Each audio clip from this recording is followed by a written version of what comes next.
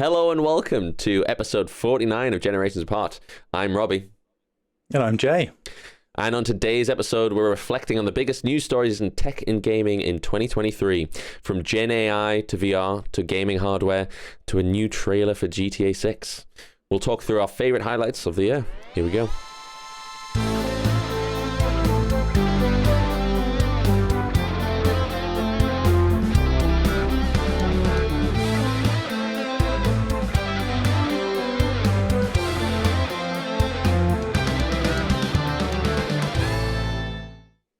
Before we get into that, though, Jay, what's new with you this week? Well, I thought that so much of today's conversation was inevitably going to be dominated with generative AI that I would do something entirely the same and talk about generative AI. So I came across an article this week which is related to the artist Grimes. I will not pretend to know what her music is. I listen to Grimes. I do know that she's the former partner, I don't think they were ever married, lover of Elon Musk. But Baby mama. This is irrelevant to the story, but Grimes has come up with a new line of AI plush toys, which includes one named Grok, which for the keen-eyed amongst you will know is also the name that Elon Musk has given to X's own GenAI chatbot. So, but apparently no relation, according to the article. No relation. So basically, the idea of these plushies is that they're going to be powered by AI, that they'll be able to talk to you or your child, more importantly, and they'll be able to talk back to them. It'll learn, and it will interact in more engaging ways, theoretically. So we'll be having these plush toys that are named. They are named, in fact. Let me read them to you: Gabbo, Grem, and Grok. And it does say in the article it's not to be confused with the AI chatbot from Elon Musk. Apparently the name, Grok, is a shortening of the word Grokkit, which Grimes said she coined due to the fact that her children, with Musk, grew up in the vicinity of SpaceX rockets. Okay. Which, if she's coined that term, I'd have thought he's probably used the same... I was going to say, it's probably the same reason, so yeah. Say that word, so... Yeah.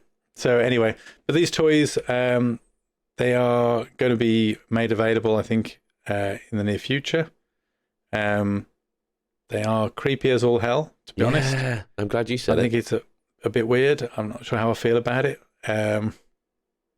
There's got to be some heavy restrictions on what the AI can do and say and stuff, right? Yeah. Because imagine the AI starts hallucinating and starts saying dodgy stuff.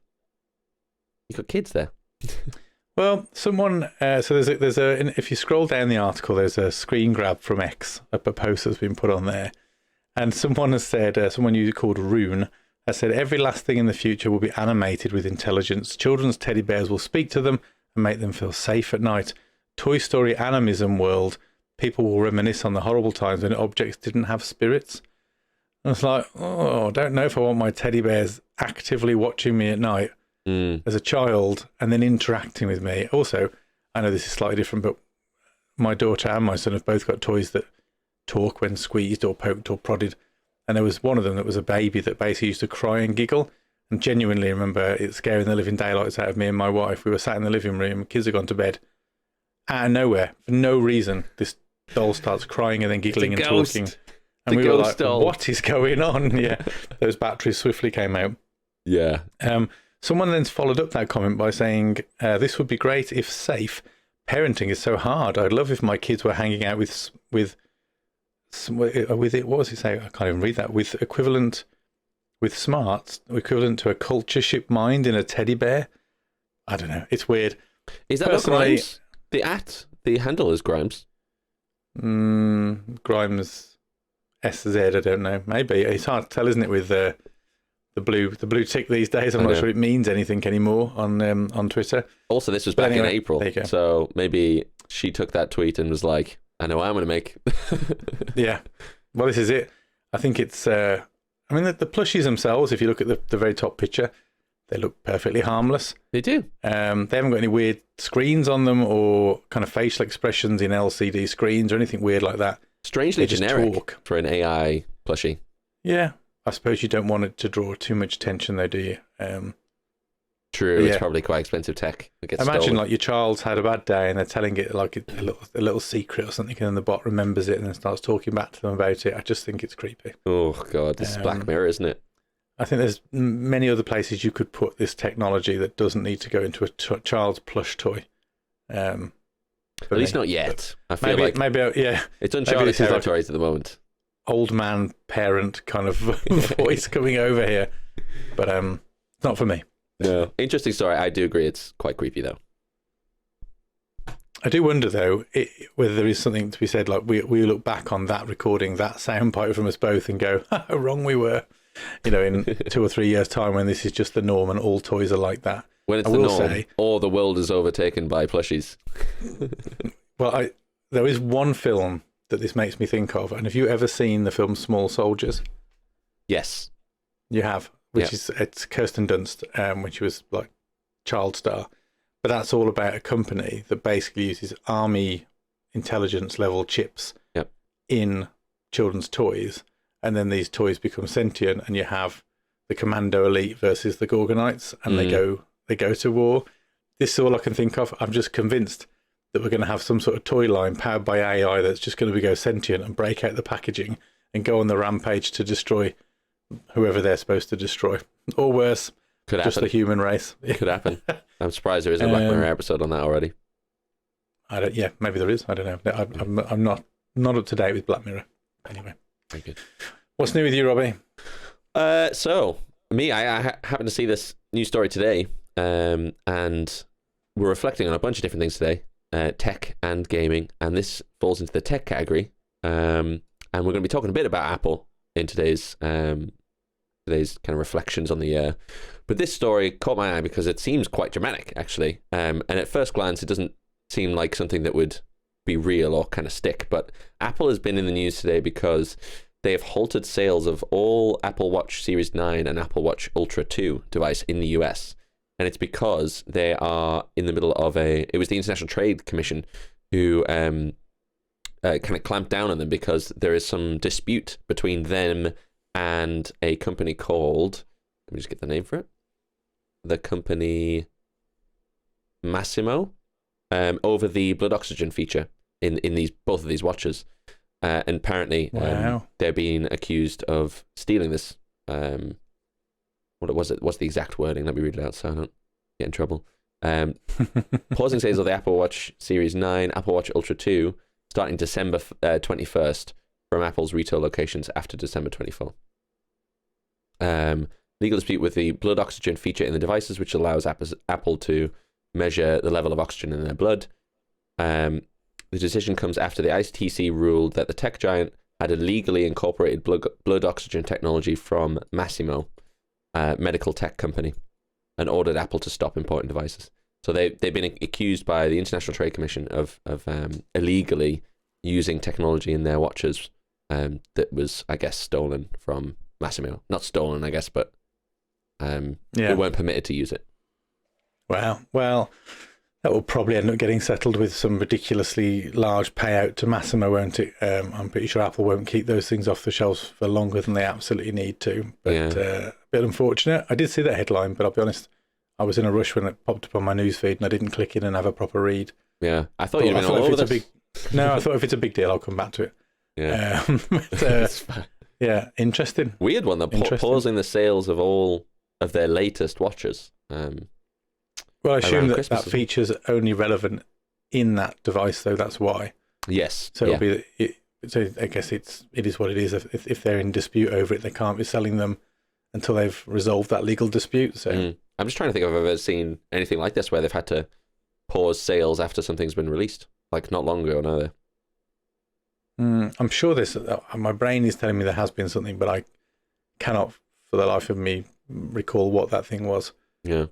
So probably not on this kind of scale, and certainly with a company that's usually as sort of clean cut as Apple in terms of how they go about their business. They do try to avoid this kind of press, don't they? And yeah, they will not be tends to be happy behind about closed this. doors, I think, with them quite often. Yeah, so I'm sure they don't appreciate the publicity. Not that they've had. I mean, we'll probably get into it in terms of publicity this year. A few things that they've been in the firing line for, but Yeah, interesting year for Apple. Cool. Shall we get into the summary of this year then? Because it's been one hell of a year from a tech and gaming perspective. If you're a fan of either of these industries, I don't think we've ever had a year for either probably quite on the level that we've had this year. It has been something else from Dramatic. a technology point of view. Yeah, and I must have honest, as we were rounding out the working week, you know, a lot of colleagues, we were reflecting on exactly the same, saying what an incredible year, both in terms of intensity and exhaustion, because we haven't stopped, but also, you know, just as a tech enthusiast, to be in the technology world at the moment is just fascinating. Yeah, we've probably never seen anything like it. So, and that's only if you focus on AI. I think a lot of people forget lots of other stuff happened this year, and we certainly had that as we were preparing for this episode. Yeah. We had a look through our back catalogue to see what we talked about most, and unsurprisingly, there was some key themes that turned up, which we'll touch on today. AI is obviously one, but then there's the VR, AR space, and all the other tech and gaming things that have come out this year. I think the first few episodes, in fact, of the podcast this year was AI and then VR. Basically. Yeah, and you know, there was a lot to talk about back then. So where do we start? Do we want to go topic by topic? Shall we kick it off with GenAI? Let's do GenAI. So I suppose the beginning of the year, we were coming off the fresh launch of ChatGPT 3 in, I think it was November last year. November 20. Yeah, it was definitely in October, November time when it started to bubble up on socials. Yeah, and bear in mind, OpenAI had been around for many years before that, but that was their major release that really hit the public eye, and so it was kind of fresh news for us to be chatting about in January. And then shortly after that, ChatGPT 4 dropped, which is even more impressive. I can't remember what the date for that was, but I think it was like maybe February, March, something like that. Where it's got even more impressive. And it did kind of break the internet for a while. The introduction of these incredible GenAI chat tools. And then others start to follow suit as well. So the Google Bard, and then Bing Chat, which I guess is technically ChatGPT in the background. But yeah, I mean, what a year for GenAI. Well, I was going to say, just in terms of some of those key points, I remember us talking about Bing Chat when it was announced that Microsoft were intending to bring this to the browser. And I think we all thought, oh, that'd be interesting in a few months when that launches, because that's surely going to take them a while to do. And then it was a matter of weeks. I think our episode had barely dropped and it was out. It was there. It was available. And I think Google were caught with their pants down a little bit. As you said, they started talking about Bard. They had that horrible cock-up with the marketing the embarrassing campaign demo. where they had the demo with an incorrect answer in it, which took, was it something like 100 million off their share price overnight, which was kind of a whoopsie. And then, as you said, it just hasn't slowed down. ChatGPT, as you said, we had 3.5, we had 4. We haven't, I don't think it's moved on since then. We're still on 4, aren't we, as the current version, although 5's anticipated. We obviously had some fun and games more recently with OpenAI. Having had a fantastic year with Sam Altman just rising to the top of everyone's tech celebrity wish list. Yeah.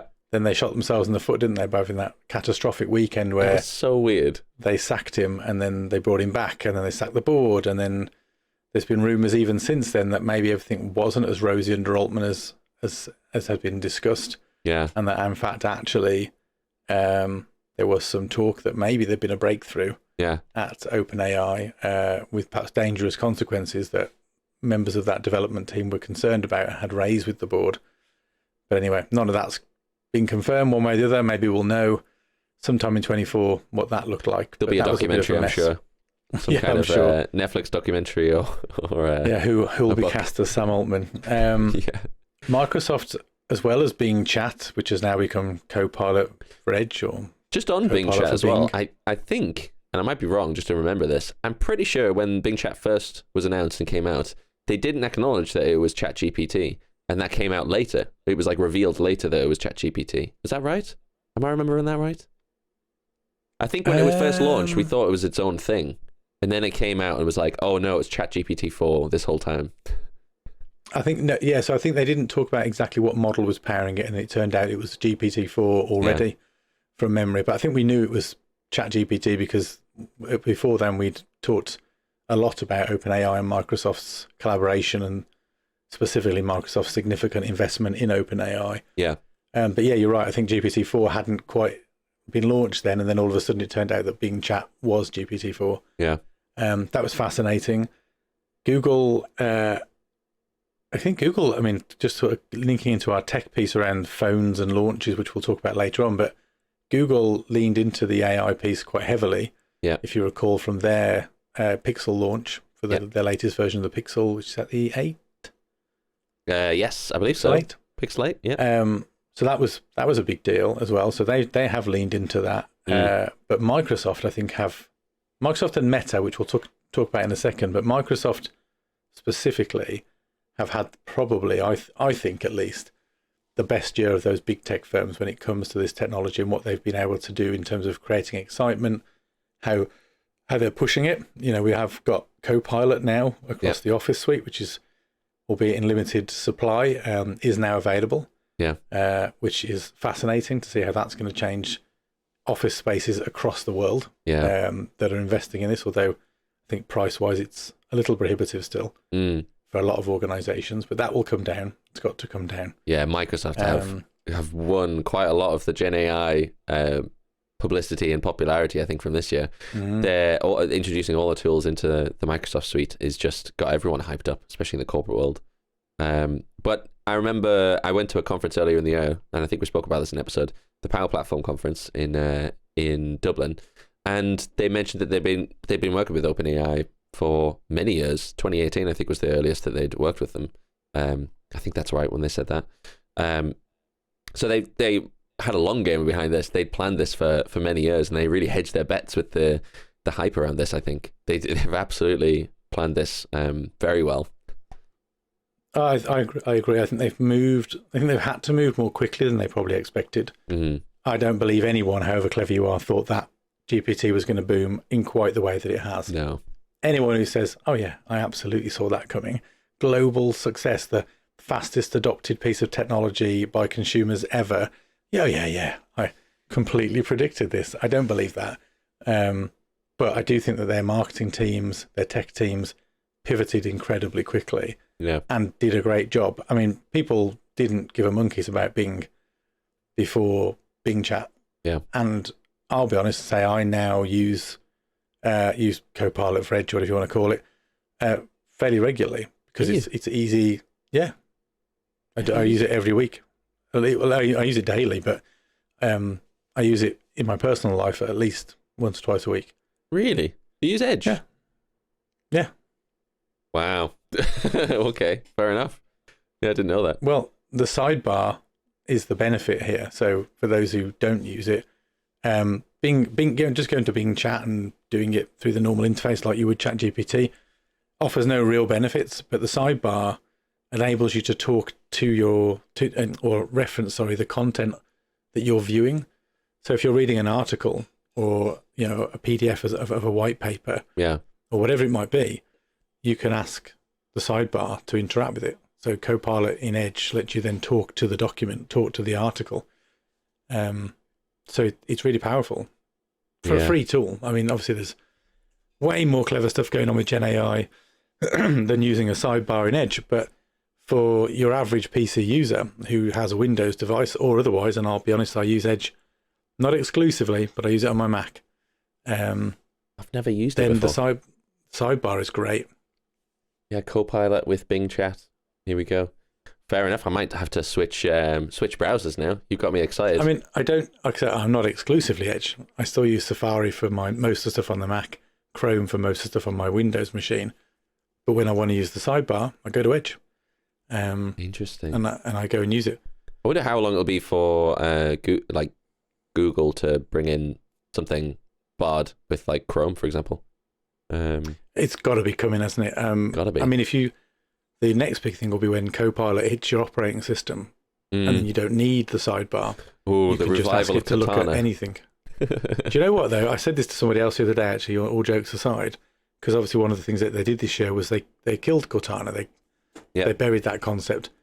What a daft time to do that! Because if there was ever a brand and an iconic AI personal assistant that you lean into to create your AI-powered operating system, it's Cortana.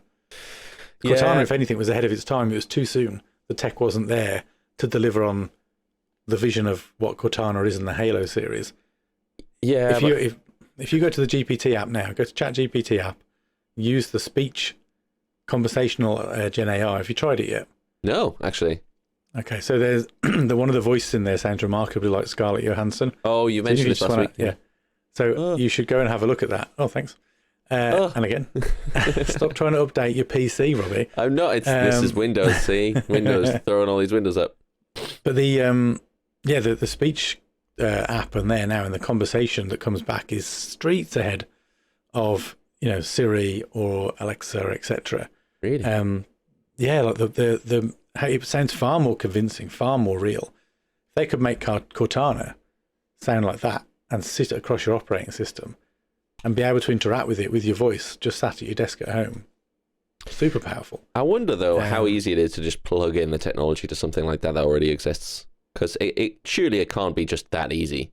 And maybe that's why they axed it, because I have to say, I think it would be more annoying to have Cortana around in its current version that it was, and I think that's probably what they would have to do and spend a long time trying to plug in the Gen AI in the background, because more and more, the reason I say that is because I'm getting more and more annoyed with Siri every day, just because I know how much better everything else is and how much better everything else is getting. And I think the contrast of having such amazing technology out there, such amazing AIs out there, and Siri is still just so bad, that I feel like it was probably a good idea to kill Cortana, because it would just... No, I don't. I think we're crossing wires here. I'm not saying that Cortana as it was worth keeping. No, but that's what I mean. I don't think they could just plug it in. I'm saying the brand. Cortana as the digital brand, the digital assistant, made perfect sense to me. Yeah. Okay. Yeah. So that's what I'm saying. They could revive it. They could just wait and switch it out. Yeah. But they've killed the brand now, and they're going down the route of Copilot instead. Yeah. So will they bring it back? Will they let you talk to it that way? Maybe. It'd be cool if they did. Well, they buried it this year, so it's gone.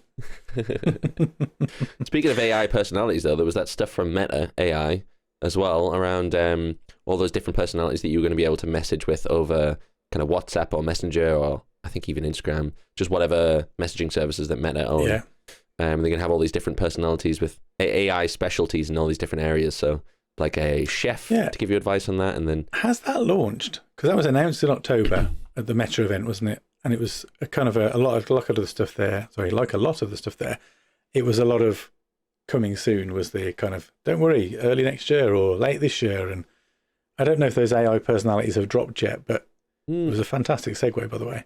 Right. But yeah, but yeah, so we had Snoop Dogg, the Dungeon Master, didn't we? And Paris Hilton was in the mix there. They had like a sports coach, a chef.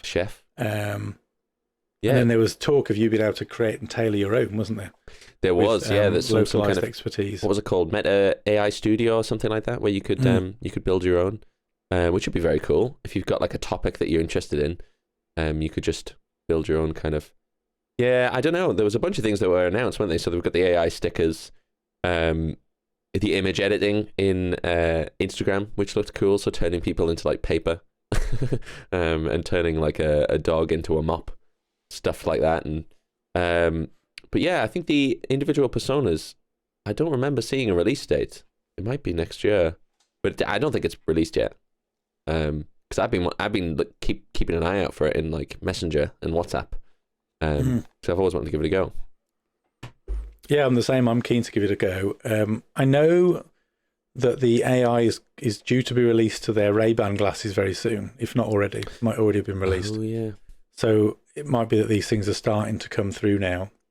Because that was the other thing they announced was the V2 Ray-Ban Meta glasses, which this time had a lot of upgraded versions of what was in the first pair, but the big selling point was they were bringing AI to the glasses so that it could use the cameras and, it could use the AI vision to interpret what you were showing it, and then it could give you audio feedback on what you were doing with that, which I think sounds really cool.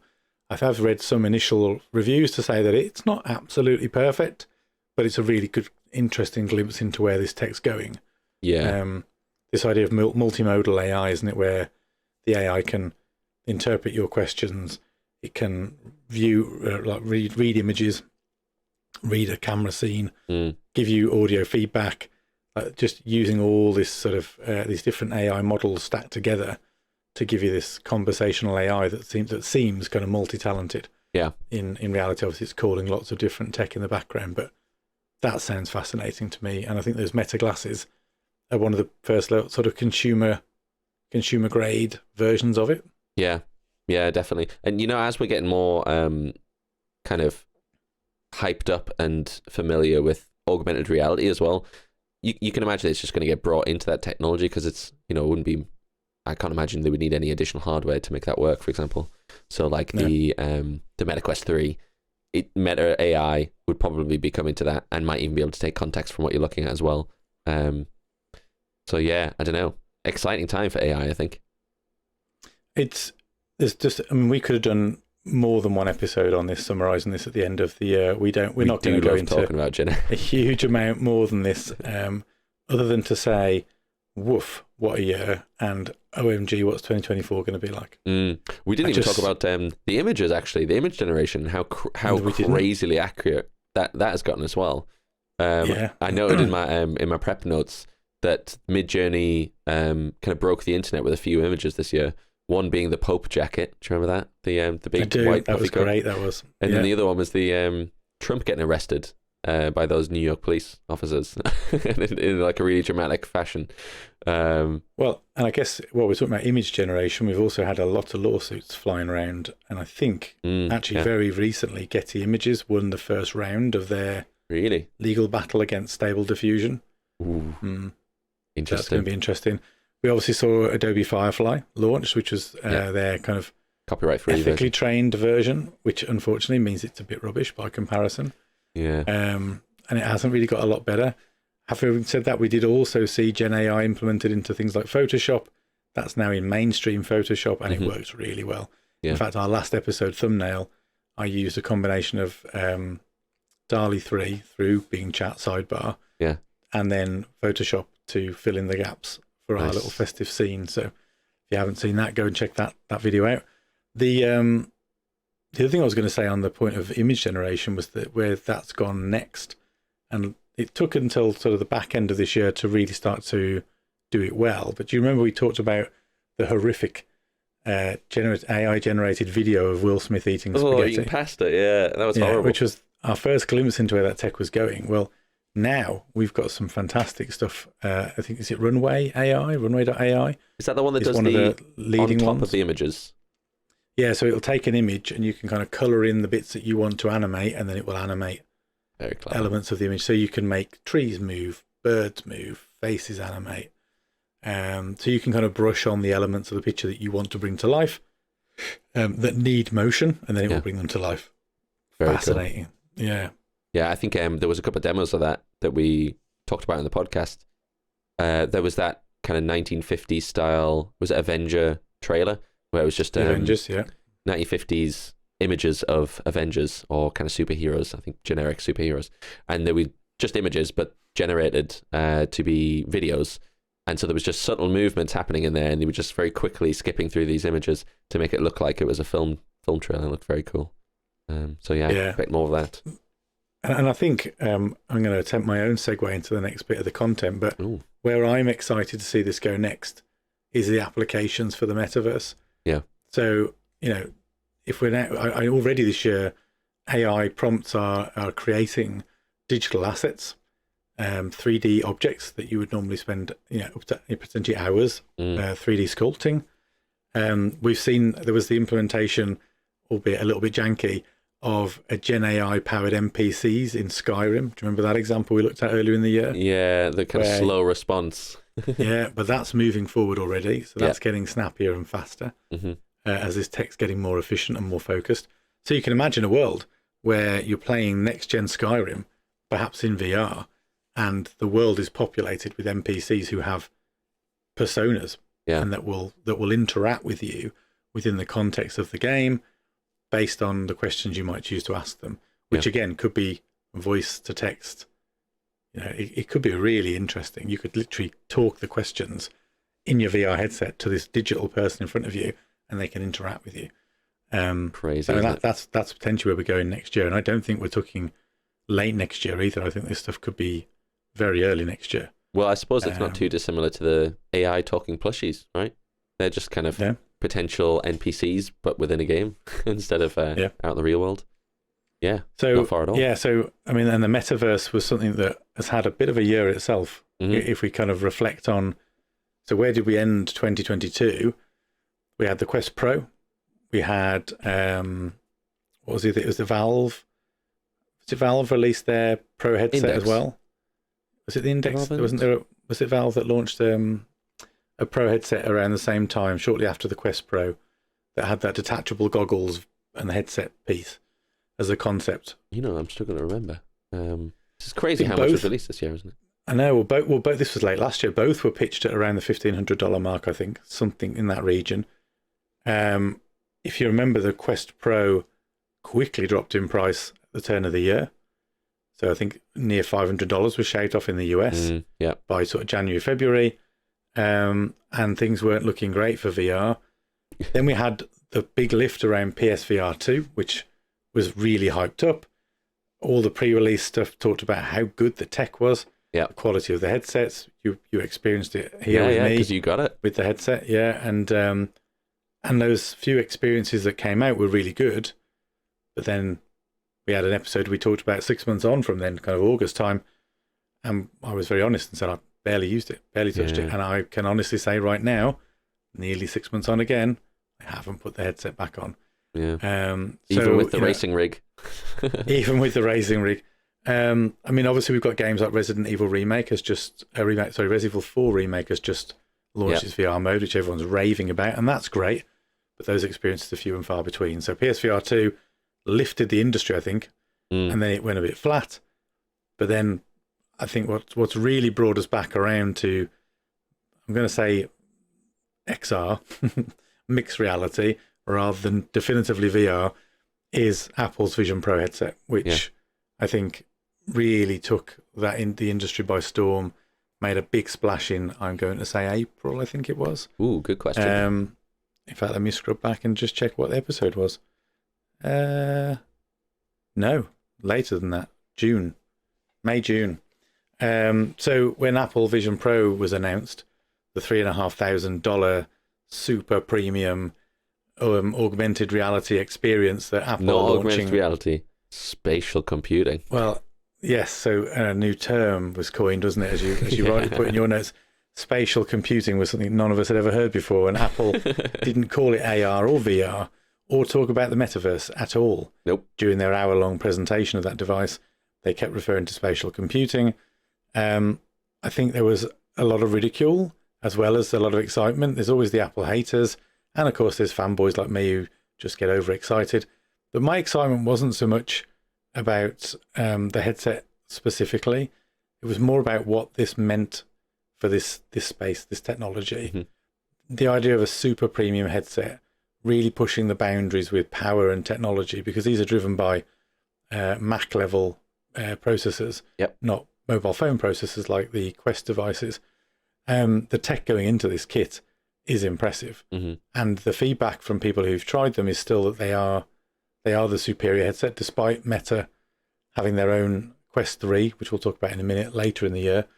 But I think the Vision Pro really has reinvigorated people when it comes to this world, although I still think, and I'll say, and count myself in this, the price point still feels hard to swallow, eh?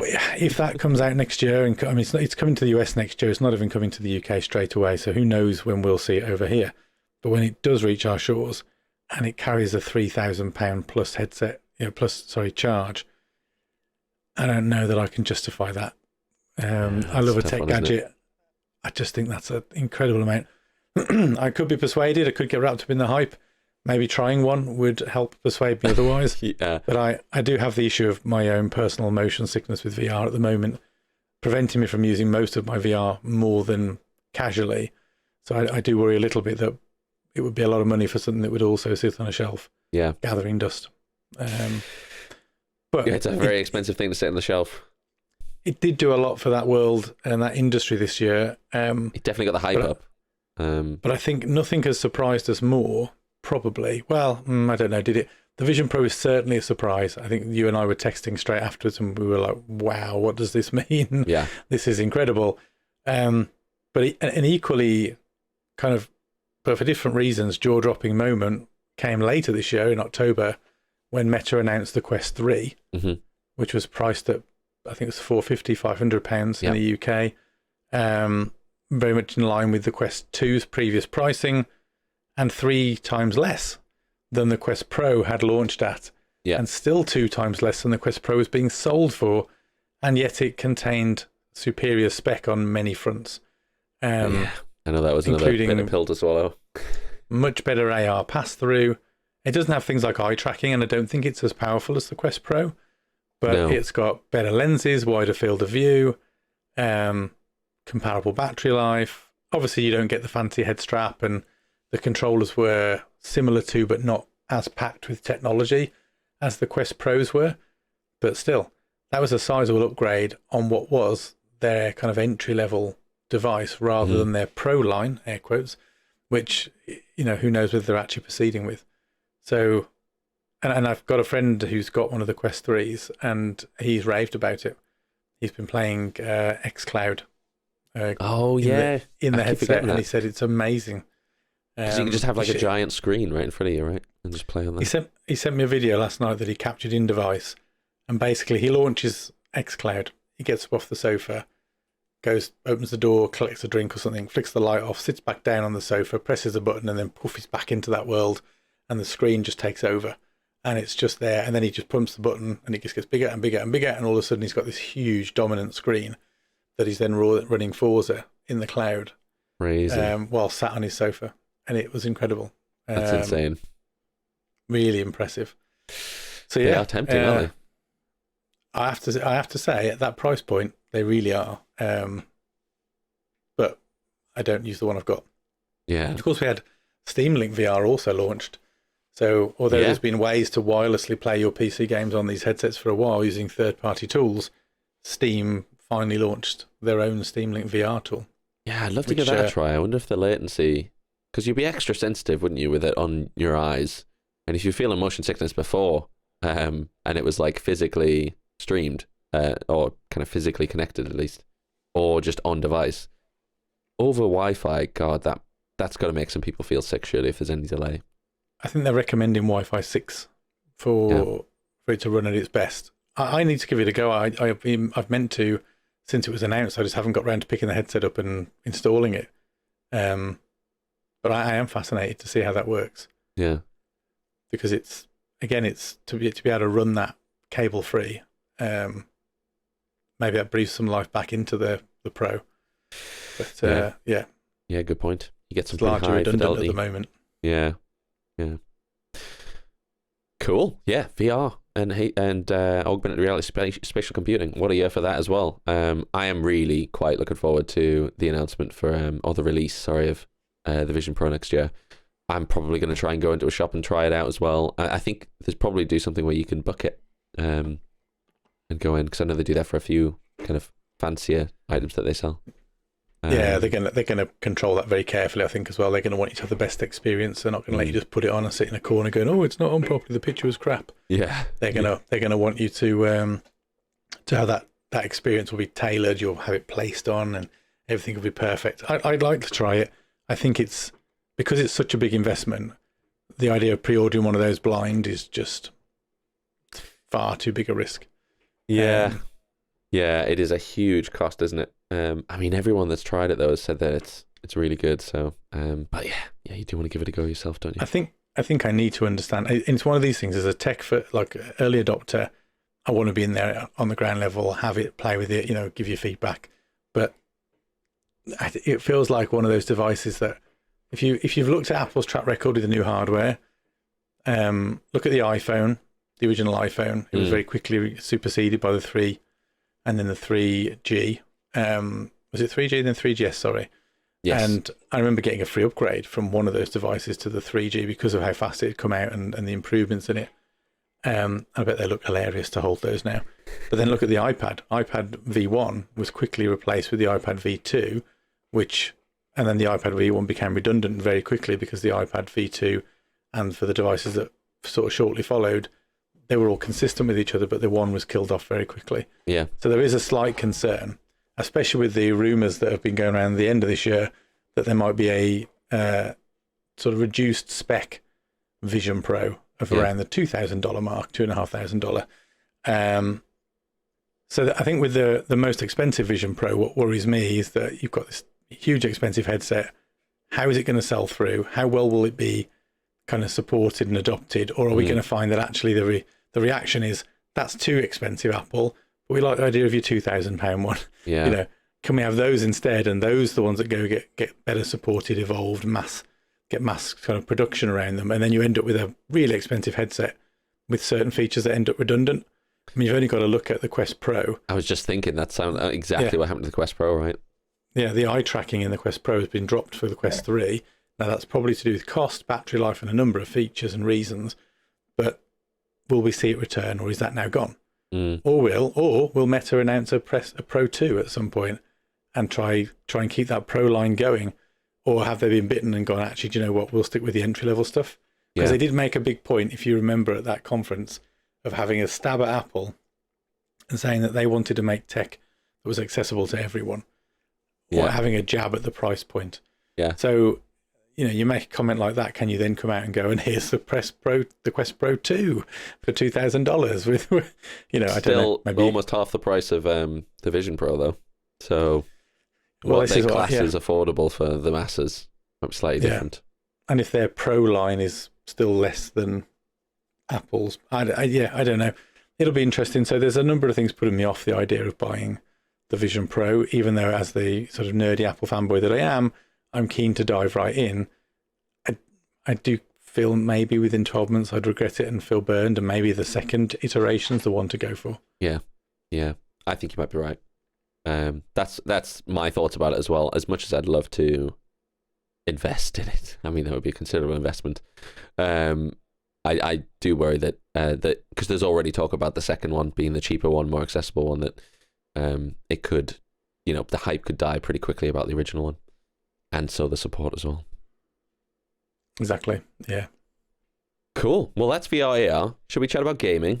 What do you have for gaming as well? Well, I was going to say just a really quick one, I guess, on the tech front. If we go any further, we did have a very small whistle stop through other things in tech. The speed round. This is the speed round. So my iPhone went Type C. Yeah. The iPhone went Type C. So not a lot to say on that one, really, other than I guess they were forced. They did it. A win for the EU. They've not made too much fuss about it. I have seen a few videos cropping up on YouTube. I've not watched any of them because I just don't want that to become my YouTube feed, where people are saying, was Apple better off with the Lightning connector, which I just think is hilarious. Oh, no. They get moaned at for not going to C. They go to C and everyone goes, maybe they should have stayed with the Lightning. But anyway. It's rubbish, though. I don't have a view either way. I wirelessly charge my phone. It very rarely gets plugged into anything. Yeah. We had more of the same generally, though, from Apple, Samsung, and Google with the phones. Nothing revolutionary. Yeah. Really kind of iterative, incremental changes. Apple did a few neat things with the Pro Max, with some of the gaming stuff that they've touted, although early sort of feedback on that is that it isn't all that great. Yeah. But all in all, phones, watches, wearables, not massive leaps this year. Yeah. Although you can bet your ass that next year, on a software level, we're going to get all sorts of advancements from GenAI, as you said earlier. Siri and Co. all need supercharging with. Did you hear that there's a kind of secret project that they're working on, codenamed, I think, Ajax? I think you might have mentioned it a while ago. Yeah, we covered it in one of the previous episodes. Yeah. So it's coming, isn't it? Yeah. But we're also seeing at the sort of back end of this year, small language models starting to take center stage, ones that can be run locally. Yeah. And I do wonder, with Apple's sort of obsession with privacy, and trying to make so much of what they do process on your device, whether that's what maybe they're looking at is something that can run locally and take advantage of the power of the iPhone, rather than needing to rely on the internet to be able to do what it does, because that does hold Siri back at times, or has done previously. It's much better when it's running locally than when it's is having to ping off and try and get you information, which generally does very badly. Yeah, it does. So there was that. We also had a very brief mention to pro-level apps on the iPad. We touched on that earlier in the summer. One of our better episodes, funny enough, in terms of viewing figures. But I had a small go with Final Cut Pro over the summer while traveling to America. We haven't got as far as the Logic app, I don't think, yet, but I've had a little go. I've had a little go. I haven't recorded much on it, but I've had a little look at all the instruments and stuff you get bundled with it. It's actually really quite comprehensive. But I have a proper setup, so I'm struggling to think of when I would use it.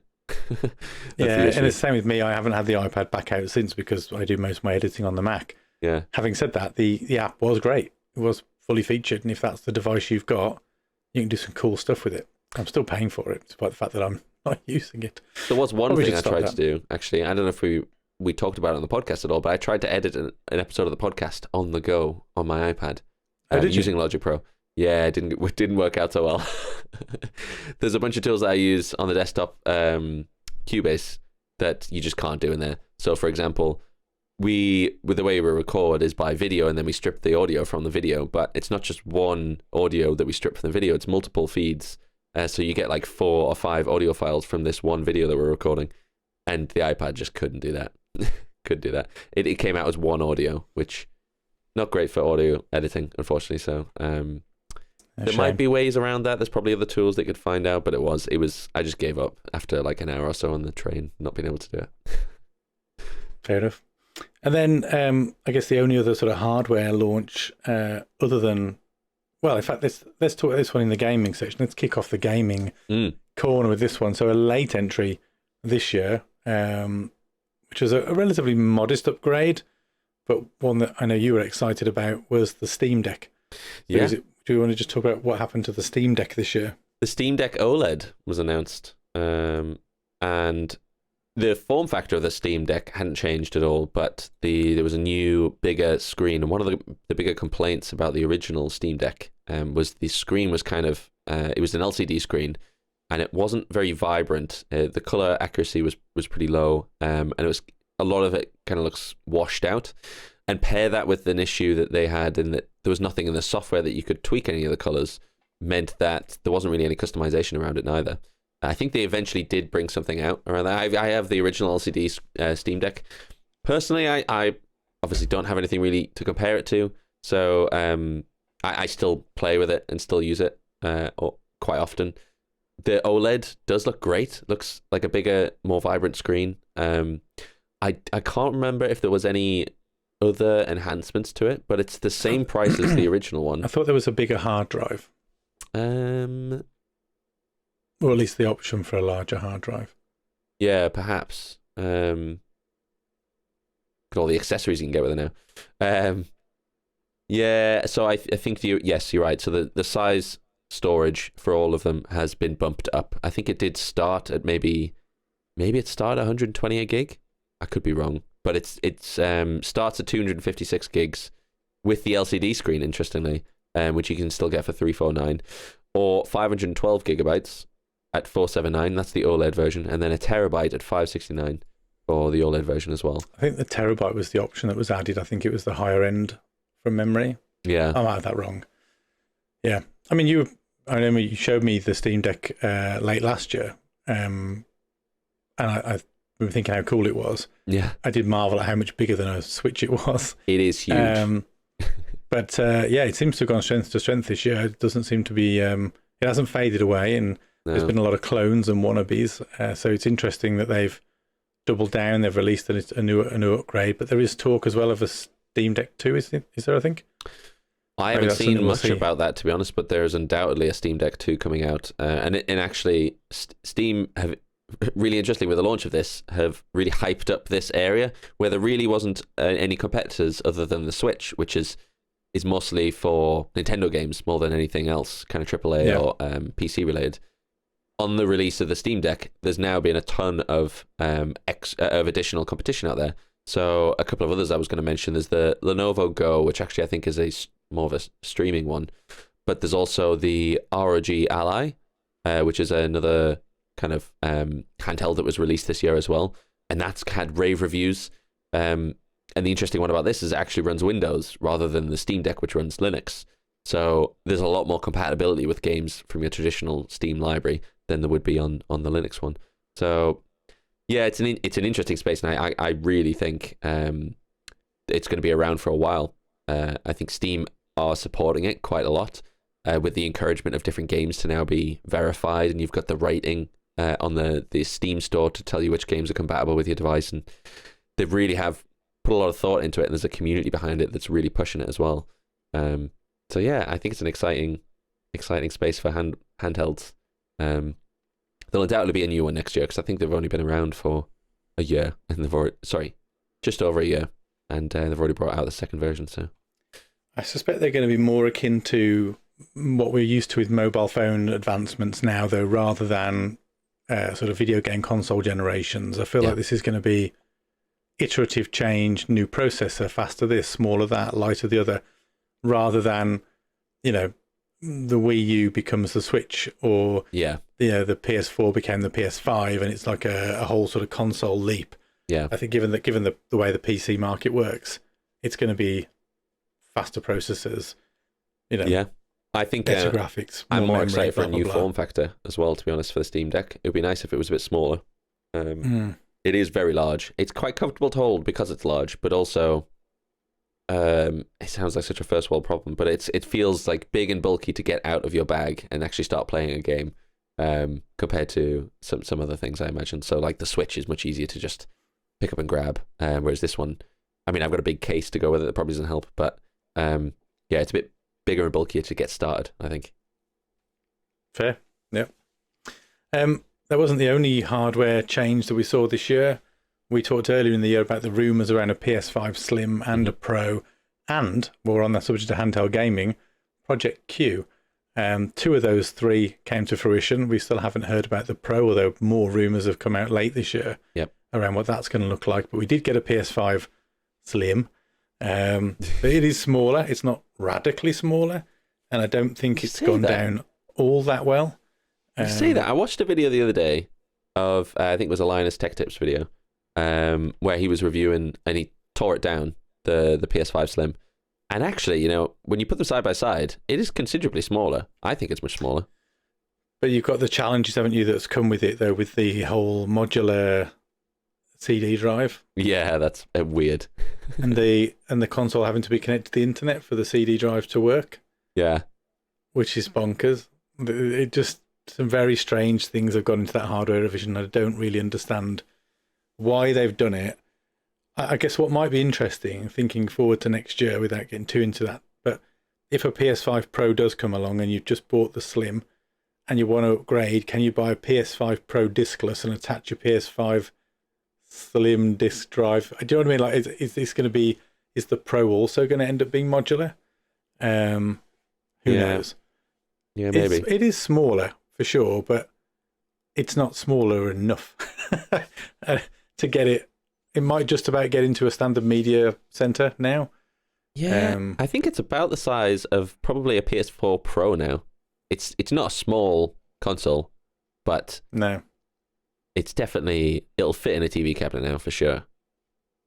Do you reckon? Yeah, if you look at them side by side, I think so. The Xbox Series X only just about goes in, and it doesn't look like it's that much smaller than a Series X. Surely this is smaller than a Series X. No, mate. I mean, I've got them behind me. The Series X is significantly smaller than the PS5. Yeah. Obviously, its size is distributed out. Yeah. So you've got to bear that in mind. But height-wise, the PS5 is ridiculously tall. It's a little bit shorter now. Yeah, a little bit. But we had the PS5 Pro, Slim, and the Pros next year. But by all accounts, other than a slightly bigger hard drive, it had a terabyte rather than 800 and something gig. Yeah. It'd be weird. It doesn't really do much else. But we did get, and another received gadget was the PlayStation Portal, which is Project Q in its final form, which is, to look at, looks like a Switch or a Steam Deck clone, only this thing literally just runs PS5 remote play and lets you connect your PS5 from theoretically anywhere you've got an internet connection. but more reliably, I guess, around your home. So the PlayStation Portal basically just runs remote play and lets you play your PlayStation from anywhere you're in the world. But it's not had the best reviews. Some people rave about it. It's like a super reliable version of it though, because of the hardware. Obviously aligns to be much quicker connecting to the devices. Theoretically, yeah. But there are some weird omissions. So you can't, for example, connect any pair of Bluetooth headphones to it. You can only connect the special earbuds that Sony have released along with it. They're claiming that's to do with latency issues and interfering with the sort of wireless signal. So there's they're using some sort of special type of Bluetooth or some daft excuse. It feels like another reason to flog you an accessory. Yes. Feels a little bit. But there has been some challenges around how sound that connection is and how reliable it is. Some people have said it's very, very good. The screen looks amazing. I've heard a lot of people say the screen looks fantastic. Nice. And I can imagine the comfort and, like they adapt the haptic triggers and like just being able to play with something that feels like your PS5 controller is great. Because the PS5 controller is like one of the more ergonomic controllers that you can get these days, and just really powerful as well. Don't ask me why, but I have a spare PS5 controller. When I say spare, I mean I have one that I use, one that's kind of always there for a second player, and then I've got a third one. And I very rarely need three. So I was thinking, I could use that on my on my iPad Pro and just play it with remote play. Yeah. And I did, and it works really, really well. Is it? I've also got the backbone for my iPhone. Oh, yeah. And that works really, really well. I don't know why you need a PlayStation Portal. Still don't know why you need a PlayStation Portal. Yeah. But anyway, it exists. It does look nice. It wasn't horrendously priced. So if you hadn't got those other things I've just talked about and you really wanted a way to play, maybe you're in your living room, your wife wants the TV, I don't know, and you pick your Portal up, or your husband. It's not cheap though. It's still like 200. It's 200 quid. But a standard controller will run you 70. And their Pro controller is £200. That was the argument I saw for the price, is that you can it's the same price as the Pro controller, but you can have a screen in the middle. Yeah, and if you've got if the PS5 is your main console and that's what you play the most, and you have it hooked up to your big TV to get the best out of it, but then family are around, or you want to go and play in another room, I do get it. I just think it could have done with a little bit more. I think it's a real shame there wasn't even just a way to play indie games or download PS4 games to it, or something that made it functional without an internet connection.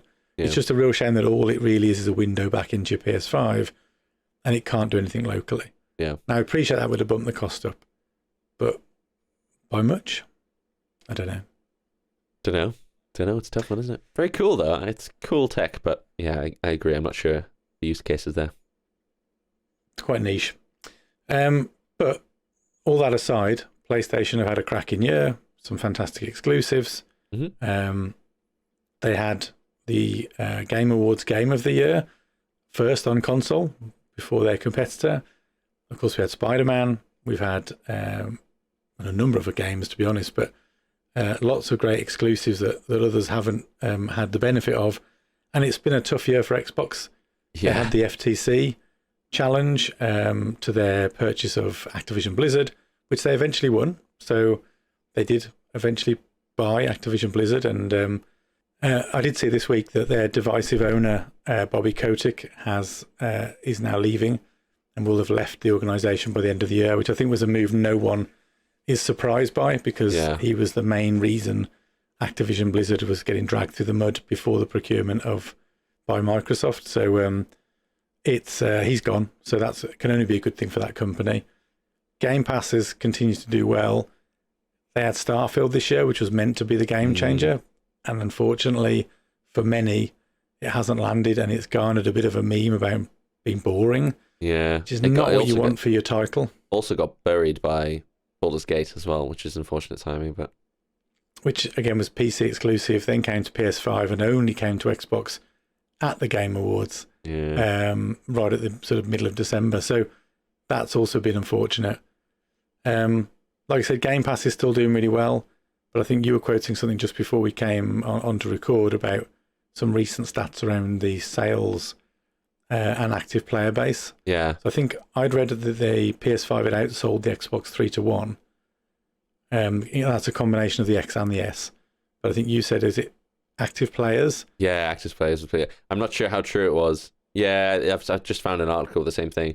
According to the study, there's more PlayStation 4 players than there are Xbox Series X players active play at the moment, which is wild. It's a real shame, but I have to say, and whether I'm being influenced by media or whether it's or I don't know what it is, maybe it is just the way people are starting to feel now.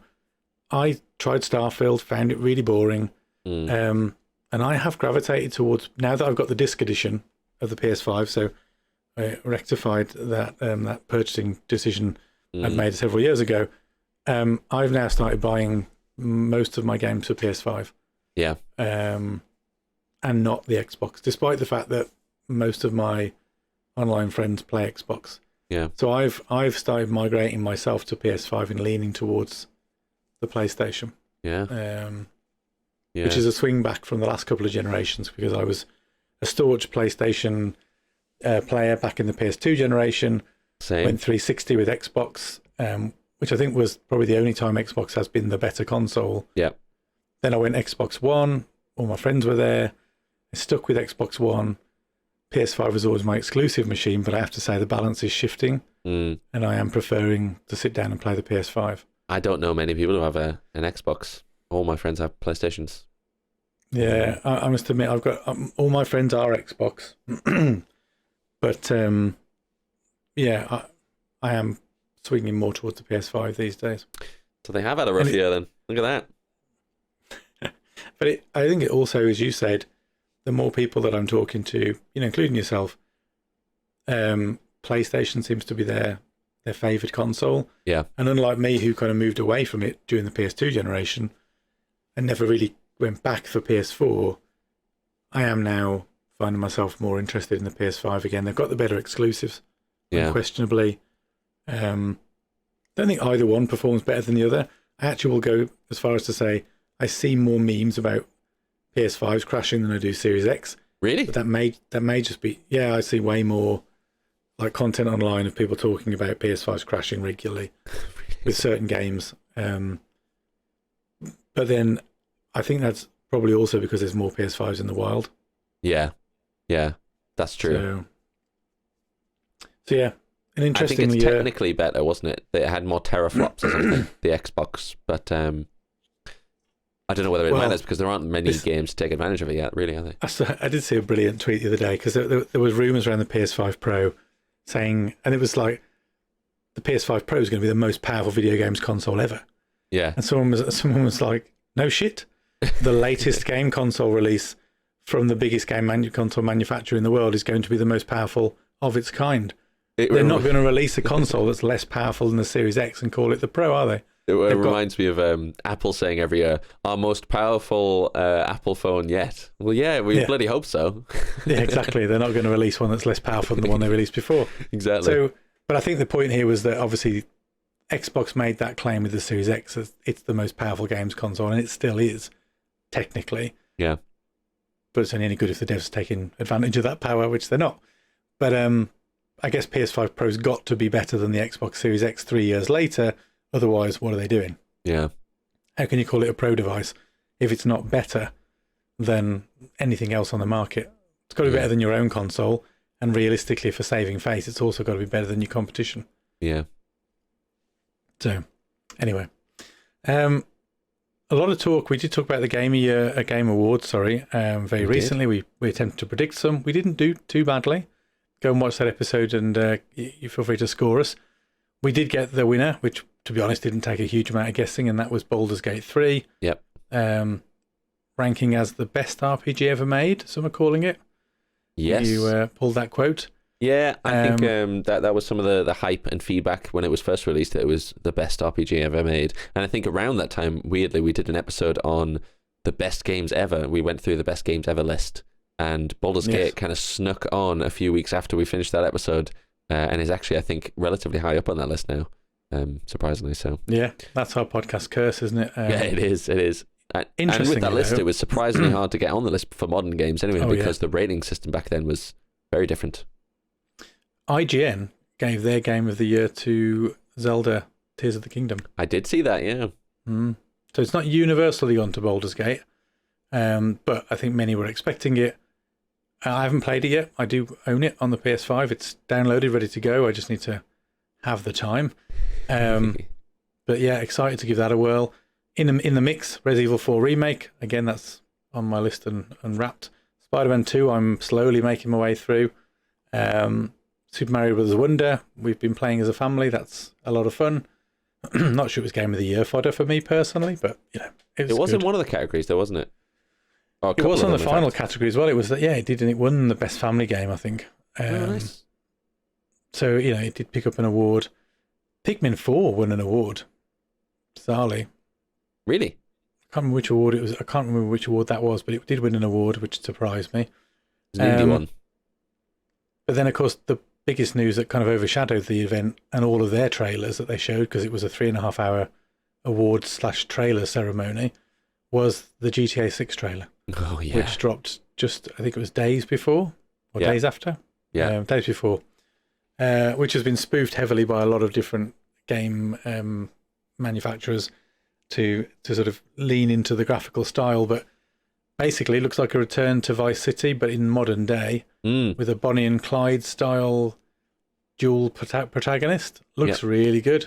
It does look really good. In fact, actually, I did see like a video or some clip online about the map for GTA 6. I think has been leaked, and it's bigger than that. It's like really big. There's other different areas. I think it was rumored because it wasn't there. So I don't know if maybe we've seen different things, but there was someone who had theoretically pulled a very small image from one of the master images that showed the map. I don't know if you've seen something separate from that. No, I don't know. I don't know the version I saw, but it had Vice City, but it also had like a Vegas thing on there, I think. It had a few different things on. So it wasn't there a Vegas in San Andreas? Yeah, I'm sure. But you fly to it, don't you?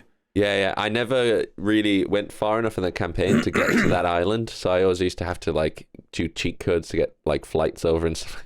I watched a friend do it. I never got that far through that game either. But there was definitely a point where you flew to to a Vegas and went to casinos and did some special missions. Yeah, I wonder if it's the same place.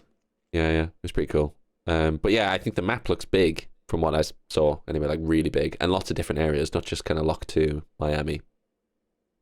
Yeah, and unfortunately, no one will be talking about it in their 2024 recaps either, because it's not coming until 2025. 2025. So we've still got a bit of a wait on for GTA 6. Long release. I did like all the memes that followed of people saying, "Where were you when GTA 5 was announced?" and "Where were you when GTA 6 was announced?" and showing people like would have pictures of them with their baby or and then their child's like a teenager now. And it's just making fun of the fact that the game. I don't even know when was GTA 5 launched. It was a 360 game, reasonably late in the generation, I think. Blimey. Yeah. Is it like 2008 or something? Because it got ported to Xbox One. It got ported to every console ever. Yeah, but they went up the generation, so they ported to Xbox One and they put a first-person mode in. I remember buying it. 2008 was way off. There you go. 2008. No, I was way off for 2008. It's 2013. Oh, 2013. Imagine so 10 years 2008. So, yeah, I mean, that is insane, isn't it? 10 years between games, a decade. And it's not even out yet. It'll be 12 years by the time it comes out. So, yeah, in fact, when that game was launched, I wasn't married and I didn't have a child. That's crazy. Which is insane, isn't it? So if you have a picture of me, it'd be me and my girlfriend at the time, and now it'd be me, my wife, and my 2 children. It's bonkers. And my daughter's 8, for context. So, that's insane. Yeah, crazy. I mean, there's so much more we could cover, isn't there? I did have another on my list, though, and it's because it snuck up on us. And I didn't see any hype at all around this. But I think it was only announced a couple of weeks ago. It's the new Avatar game, which actually, the images for it look incredible. The graphics look insane. And again, no hype, just kind of dropped. It looks incredible. Well, it was announced. It had been previously announced, but I agree. I didn't realise it was due out, and then all of a sudden it was out. Yeah. So I knew it was coming. I could have sworn it was for next year, but then it dropped in December, didn't it? I think it's reviewed pretty well, although I haven't seen any real hype or response to it. I haven't. It looks great, Looks but amazing, I don't know. I haven't checked out any reviews. How's it doing on Metacritic? Oh, good point.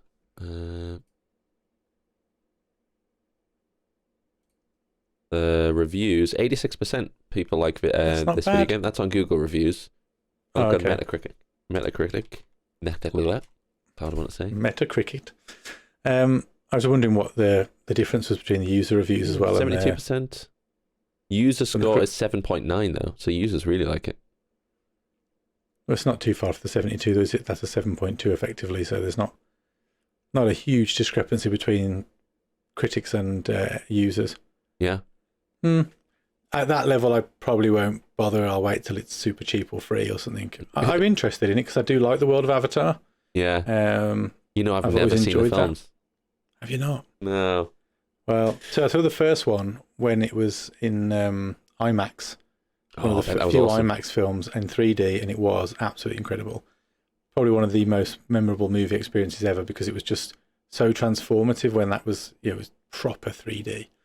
The story's fine. It's like Pocahontas in space. That's the running joke, basically. But I like it. It's an easy watch. It's visually impressive. The sequel, again, visually stunning. The graphics are ridiculous when you consider that 99.99% of what you're seeing is entirely CGI. Yeah. That is mad to watch. And again, story's interesting. It's one of those typical second movies that was clearly not planned when the first one was done, but is now setting up a series. So it tells a story, but there's an overarching story that it starts but doesn't really take anywhere, which I assume is being queued up for. I think James Cameron said he's got up to 5 scripted. Yeah. So, it's going to take a while for us to see some of this stuff through. But they're worth watching. I think they're worth watching. And I like the world that they've created. Over the break, the holidays. Yeah, they're definitely worth a watch. And you want to watch them on your big TV with a decent sound system, lights off, and really immerse yourself in the visuals. Because even just on flat screen, they are visually impressive. I don't know how the original stands up now, because obviously it's a few years older than most films these days. It's got a good 10, 15 years on it probably. Yeah. But it's certainly worth a watch. Yeah. Anything else you want to cover off from this year? I feel like there's so much we've probably missed, so much we could have talked about. I know.